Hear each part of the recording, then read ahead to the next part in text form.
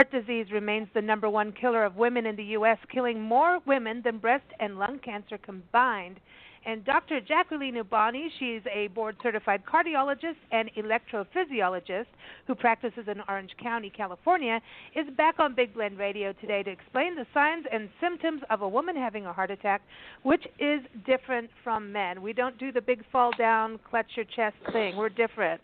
We're built different, and we rock. But anyway, Dr. Jackie is on a mission to help women get through, not have heart disease, and also to get through that if you do have heart disease. She is the author of Women and Heart Disease, The Real Story. You can get it on Amazon and also go to her website, womenandheartdiseasebook.com. And we're also proud to have her as a regular expert contributor in Big Blend Radio and TV magazine and here on Big Blend Radio because, I don't know, but she's a fun doctor, man. How often do you get to giggle with a doctor? Welcome back, Dr. Jackie. Thanks for having me. I am so excited to be here today.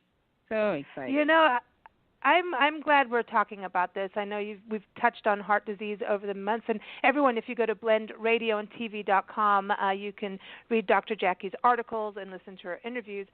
But we always touch about what happens if someone has a heart attack, and reading your book, which is by my side all the time. It's my reminder of Nancy and I both not to have more than that 5 ounces of wine, and to take our morning walks, and to, our feet swelling in the desert heat, and if so, why? So you keep us on the straight and narrow as much as anyone will ever be able to do it. Well, I'm so glad to hear that. Yeah. I'm so glad to hear really that. is. I'm glad that we're having this show this month of February, which is awareness for Women's Heart Health Month. So it's good.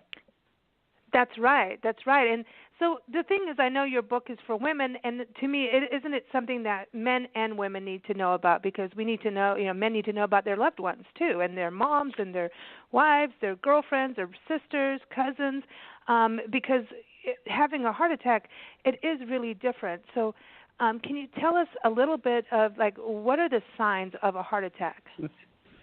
Yeah, no, you're absolutely right. I think men should know about this disease. It's the same disease process that they get, but they know more, or society's more aware of the fact that men have heart attacks than women do. But a heart disease, like you mentioned earlier, is the number one killer of women in the United States.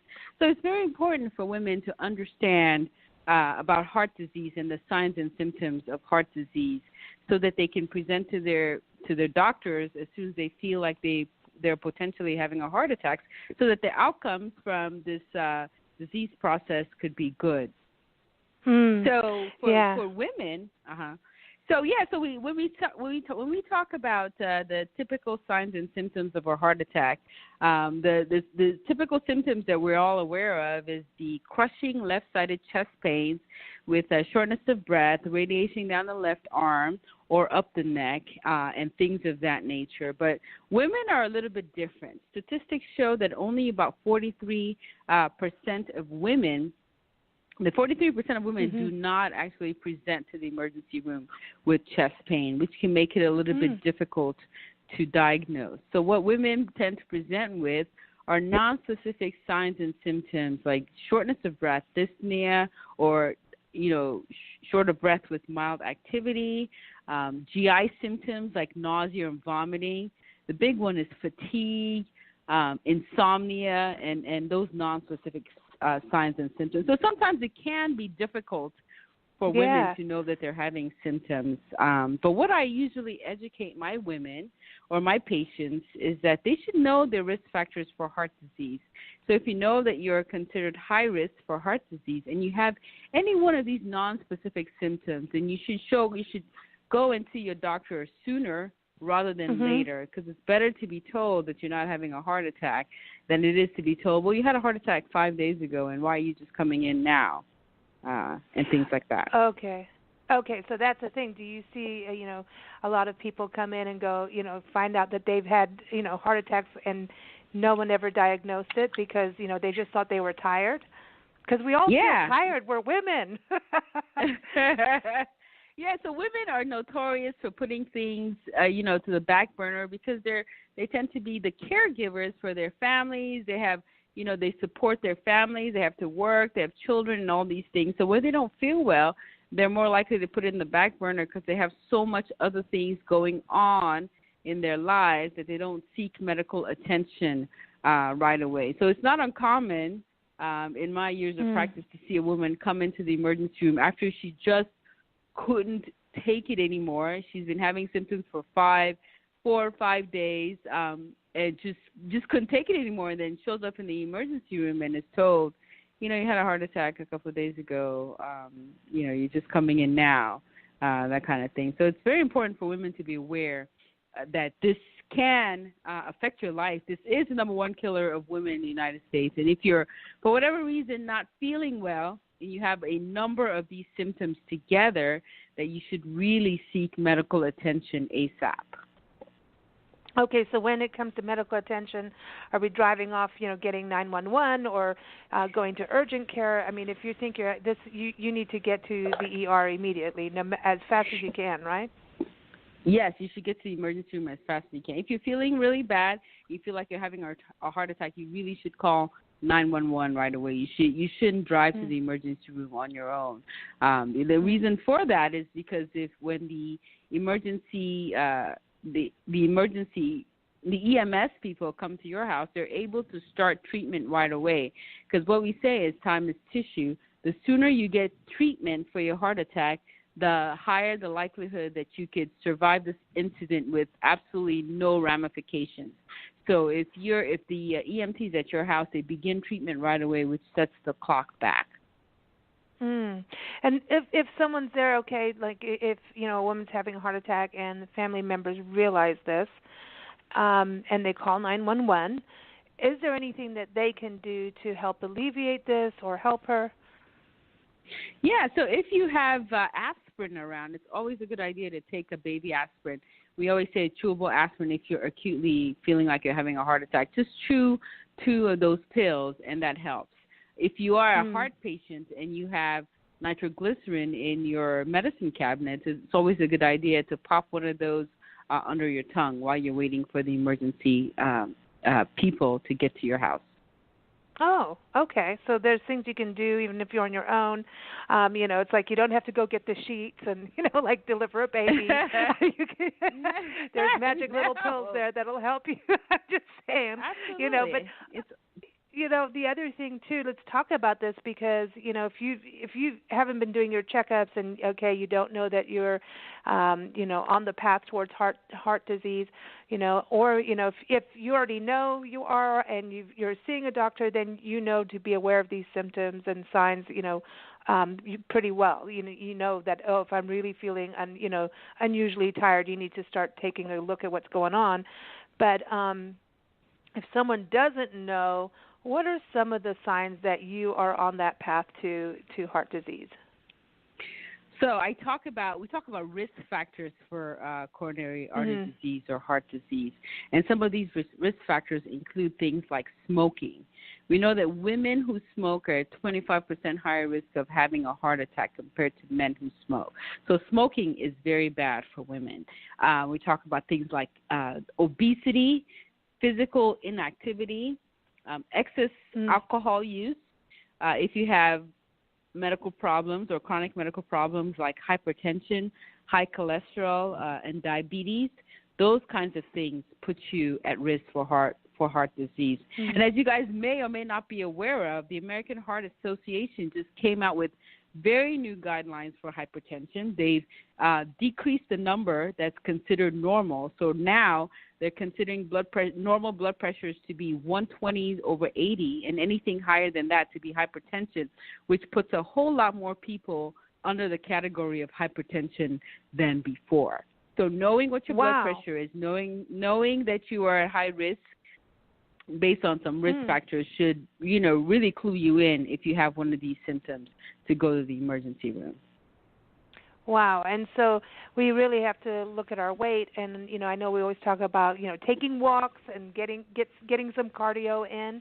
And that's the thing, because I always hear that women, that when we start to get those pot bellies, and it happens after the 40s, it starts to come in, that is one of the most dangerous things. If you see that belly coming, Yeah. Yeah, I'm so running. glad you brought that. I'm so glad you brought that up. Something about abdominal obesity really increases your risk for heart disease. And this has been shown many times in different studies. And the studies show now that if your abdominal waist circumference is greater than 35 inches, you are at high risk for heart disease. So this is something very easy that you can do at home. You just take a tape measure and you measure around your waist, just below your umbilicus or belly button, and if it's greater than 35 inches, you're at high risk for heart disease. So you can gain weight anywhere. It seems like gaining weight around your abdomen seems to put you at higher risk for heart disease than anything else. Well, okay, so now that means, you need, then, so we can't even use the big boned thing. Like, we can't just say we're big boned. Like, we can't, that doesn't work. Well, you can say big bone, but if your waist circumference is greater than 35 inches, then it's not big bone. I got the tires then. That's what happens. I'm wearing my tires. Okay, so then you need to start exercising and get into some kind of plan for that. And from what I have read, is like it's exercise and diet, right? And that's the first thing too, is to look at what you're saying, alcohol, and alcohol it's always been worse for women than for men. It's just not fair. It's just not fair. It is just not fair. So I don't like to say the word diet because people just get all upset and they feel like they're going to fall off the wagon. So I like to say healthy eating. So if you pick healthier choices in your meals, it goes a long way in preventing your heart disease than eating whatever you want. So healthier meal choices are always better for your heart than anything else. Okay. Healthier meal choices, getting out there, getting the cardio in, 5 ounces of wine if you have to have it at the end of the day. No, it's really just, to me, when I look at the stress too, it doesn't that add to your weight, for women? Yeah. Is that if you're stressed that you do actually get heavier over just getting all stressed out, as we do very easily. Absolutely. So when you're under a lot of stress, you release a lot of hormones. And these hormones, or what we call cortisol, definitely increases your appetite and makes it a lot more difficult to lose weight. So, stress definitely increases your risk for heart disease. And also we talk about, situations of stress every day, constantly being exposed to these hormones are definitely bad for you and for your heart. Okay, so if you have been an incredibly stressed out person, and we've done interviews with people that have really gone off the edge. Like, I know a gentleman who jumped off a building kind of thing, and one guy who went into his conference meeting, very, successful man, and he lost it. He walked into the board meeting totally naked, and there's, I know, we've done so many stories on stress, and, and it just seems like, okay, you get to this point and people will crack in some way or go into a habit that is not good for you, smoking, alcohol, drugs, even now. Do you see women have any heart issues over, like, taking, like, things that they shouldn't do for stress? Like taking pills instead of changing their diet, or their lifestyle, like you're saying? Sometimes, if you do the unhealthy things like taking the pills, those don't help reverse the risk as much as, healthier things and the exercise. Exercising and figuring out ways to relax and calm down. I talk a little bit about meditation in my book. Those things go a longer way to decreasing your stress and decreasing your risk for heart disease than trying to take pills. Okay, so if you're trying to, reverse this, because some of the people we've talked to, they were able to reverse a lot of issues and change their life, change what they were doing business. A lot of them just weren't even happy in their career choice, Right. When you get to that point, in life, and we look at, we're February. Everyone's now realizing, were they able to keep up with their New Year's resolutions? Are they freaking out? Like, oh my gosh, I didn't do my journal every day. I know. Take a walk. I know. There's all that. I know. So there's that. I know. It gets stressful. I know. But it can be very stressful. I always encourage my patients to, set realistic goals. Okay, don't try to set goals that you know that you can achieve. Try to set realistic goals. Start slowly and then increase as you are able to do that. Because when you set unrealistic goals, you're just going to be doomed to fail. Now, okay, so when we talk about these high rates of, stress and weight, maybe, all of those things, are we able to reverse it at a certain point? Like if someone now is basically walking into, now I really do have heart disease, are they able to reverse this and live a healthier life without having the threat of heart disease? Absolutely. And studies have shown that over and over again. Studies show that if you can decrease your risk for heart disease, if you can improve your risk factors, you can decrease your rate of heart disease by up to 80%, no matter what your genetics say. So quitting smoking, exercising, healthy eating, maintaining a healthy weight, controlling your blood pressure, your cholesterol, and your blood sugars go a very long way in preventing you from having heart disease. It's like our friend whose blood pressure was really high, and the weight was getting on there, and diabetes, and now has reversed everything. Just like recently, all of like the boxes have been checked, and it's eating healthy, taking walks, and having a dog helps apparently, because they take you for a faster walk than if you were walking on your own. No, absolutely. And if you talk to these people who've reversed their lifestyles, you see that they'll tell you that they've actually stopped taking some of the medications that were prescribed by their doctors because, all of a sudden their blood pressure is no longer high, their blood sugars are well controlled without medication, their cholesterol is well controlled. So once you start implementing a healthier lifestyle, you find that you don't need the medications that you were taking to control all your risk factors.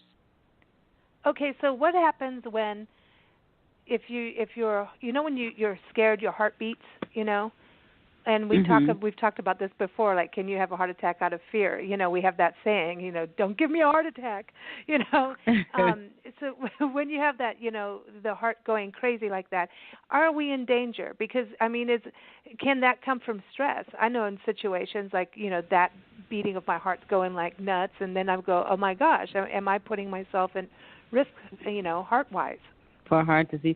So if it's just, your everyday kind of, stress, because you're nervous about something, it won't per se put you at a high risk for having a heart attack acutely. But there are some situations where people are exposed to extreme stress, like a death of a family member, or something that's so extreme that can actually put them at risk for an acute heart condition. We call that broken heart syndrome. I know you've heard that before, but it's a stress-induced cardiomyopathy that can happen, and that's typically seen in women, and it's usually due to just high stress that happened just acutely. And I always say, like a death of somebody you just found out, a very close loved one that dies, you find out about that. That acute stress can cause you to have a heart condition right there and then. Wow. So we got to watch that, so, well, no, it's true because, and okay, so when you go to a funeral and there are people who faint, Yeah, and then I always wonder, absolutely. Are you just fainting or did something, more happen? So when someone, goes down, like I don't mean this bad, but if you see a woman like looking as though she's fainting, you should maybe think that it could be something else too. More serious. You should call 911 ASAP because it could be more serious than it looks. Okay, I've got one weird question for you because I've been saving this. I've been saving this since Christmas. Okay, so like I've got a thing about black licorice, okay? Like real black licorice, not the Twizzler stuff, not the fake stuff. German stuff that you have no sugar, some of it does, and I got some from our favorite place, the Peanut Patch in Yuma. They have it in Yuma, Arizona. and I had a little too many of pieces of them. I know I did. I know you're not supposed to. And I know Dr. Jackie, I didn't have the Christmas cookies. This was my only treat for Christmas, okay, other than wine and champagne. That was it. But I'm serious. This was my little pieces of licorice. And I don't know, you know how the Internet knows everything, right? And it was like, there was an article on the Internet. I have no idea if it's true, but they said that women, if they eat too much licorice in one day or over a series of days, can actually put themselves at risk for a heart attack. And I didn't know if that's true. It's like off the wall. So then I wanted to know, it's like, are there foods and things that we eat, like herbs or something? Like, I know sometimes like women shouldn't have St. John's wort if they're pregnant.